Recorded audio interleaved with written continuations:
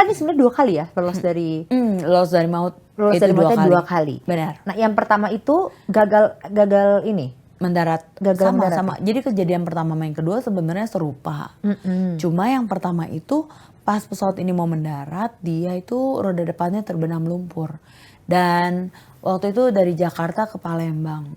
Kejadian tuh malam karena memang hari itu cuacanya juga buruk. Terus pas pesawat itu udah pas keluar landasan gitu terendam lumpur.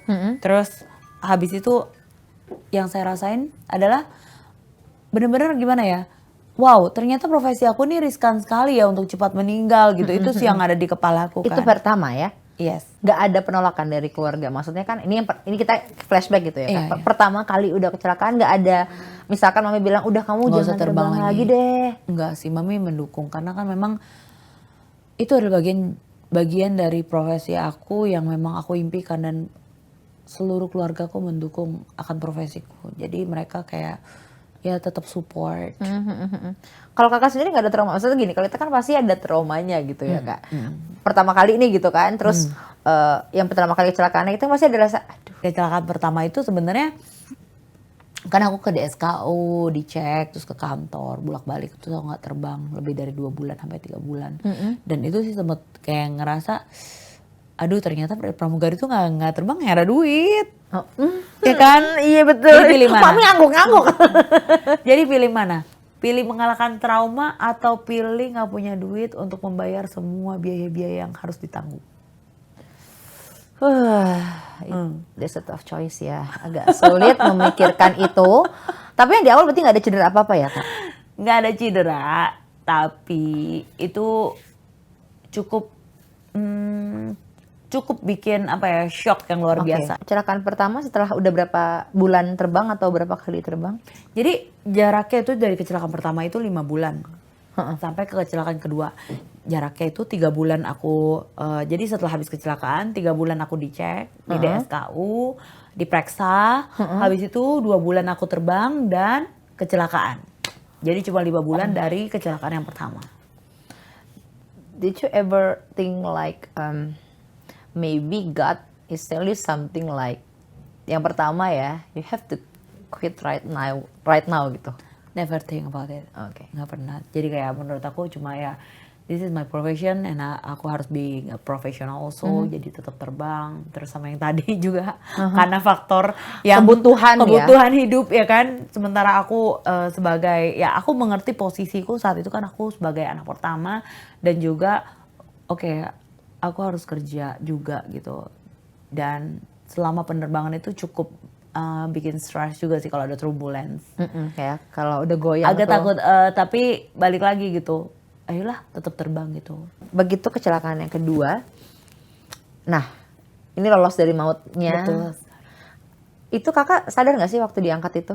Jadi pas kecelakaan itu pesawat itu keluar landasan, nabrak pagar, berhenti di atas kuburan. Ini yang kedua, Jakarta Solo. Oke. Itu kejadiannya cepat banget dan pasti juga mengerikan. Nah waktu pas dari kecelakaan itu sebenarnya aku belum, maksudnya aku masih bisa dengar orang teriak sakit, tolong sakit, sementara badan aku nggak bisa digerakkan. Dan itu mengerikan sekali gitu. Jadi aku masih sadar waktu orang teriak, penumpang kami teriak sakit tolong kayak gitu. Berarti kamu masih bisa ngedengar? Ya. Mata terbuka nggak sih kak atau berat? Mata nggak bisa buka. Jadi setengah pingsan kali ya kak ya? Atau? Ya. Oke kak. Karena waktu itu kakak yang kena tuh kaki,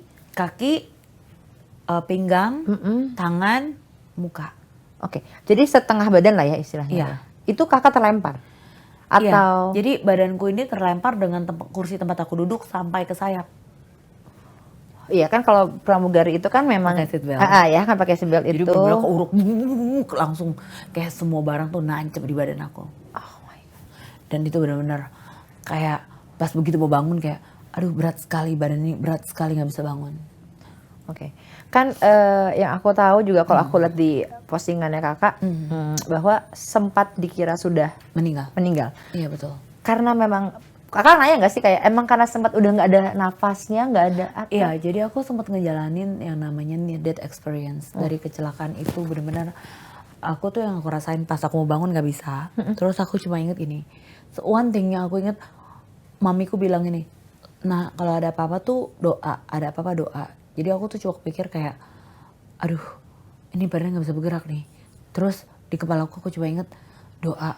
Aku cuma bilang, Tuhan, tolong aku, beri aku kesempatan satu kali lagi untuk aku bisa memperbaiki kehidupanku. Aku mau ketemu mamiku. So dari kejadian itu benar-benar kayak aku tuh, begitu aku kayak yang tadinya badannya berat, begitu aku doa lama, terus badan aku kayak kayak sekelibet pindah kemana? Aku tuh ke rumah, pulang.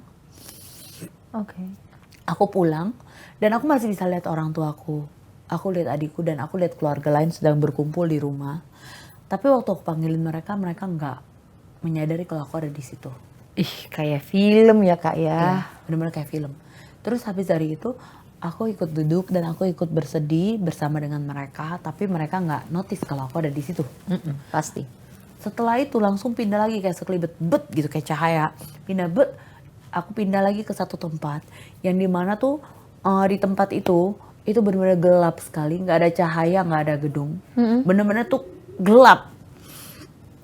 Dan dalam kegelapan itu aku rasa ketakutan luar biasa, benar-benar takut banget. Aku juga merasa, duh Tuhan, ini di mana ini? Mami selalu ingetin, ada apa-apa doa nak, doa. So aku bilang, Tuhan, tolong Tuhan, aku takut. Tolong kasih aku satu kali lagi kesempatan untuk aku bisa bertemu dengan keluargaku. Kasih aku kesempatan untuk aku bisa hidup kembali. Maksudnya untuk ketemu dengan orang tuaku. Dulu nggak mikir aku kan udah mati ya, gitu. Terus udah gitu, pas waktu aku berseru lagi aku minta tolong, gak lama kemudian aku lihat sebuah jam yang besar sekali dengan keadaan separuh gelap dan separuh terang. Aku dipaksa ke arah yang terang. Nggak bisa ngelawan.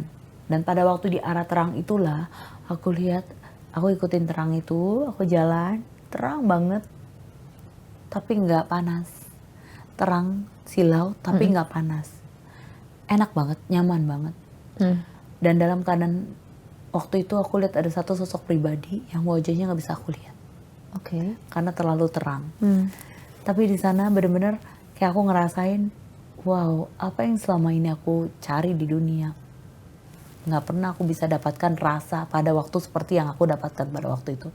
Aku ngerasa kayak peace, aku rasa ketenangan yang nggak bisa digantikan dengan apapun yang ada di dunia. Dan juga ada one things yang aku dapetin adalah dari cahaya itu, dari satu sosok pribadi itu mengatakan bahwa aku loh mencintai kamu. Tanpa kamu melakukan apapun, aku tuh mencintai kamu. Dan di situ aku ngerasa, oh, so this is artinya unconditional love. Aku nyaman pada waktu itu. Itu kamu berpikir bahwa itu suara Tuhan kah? Gitu. Ya, aku sih ngerasa demikian. Karena dari sana ada satu suara yang berkata, kamu harus kembali, masih ada yang harus kamu ceritakan. I don't know apa yang harus aku sampaikan. Aku nggak tahu apa yang harus aku ceritakan. Karena aku terkesima dengan sinar itu. Tapi nggak lama kemudian aku dengar suara mami manggilin aku untuk aku Bangun. sadar, untuk aku bangun. Dan waktu bangun aku tuh ingat aku udah ada di ICU. Oke. Dari kakak mengalami yang that experience tadi sampai akhirnya kakak sadar Koma 3 bisa. hari. Berapa Aku udah hari? koma 3 hari. 3 hari. Tapi yang aku alamin itu hanya hitungan. Yang aku rasain ya, hanya hitungan menit.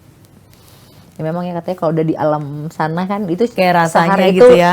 itu udah berapa ribu tahun di Iya. dunia deh ya.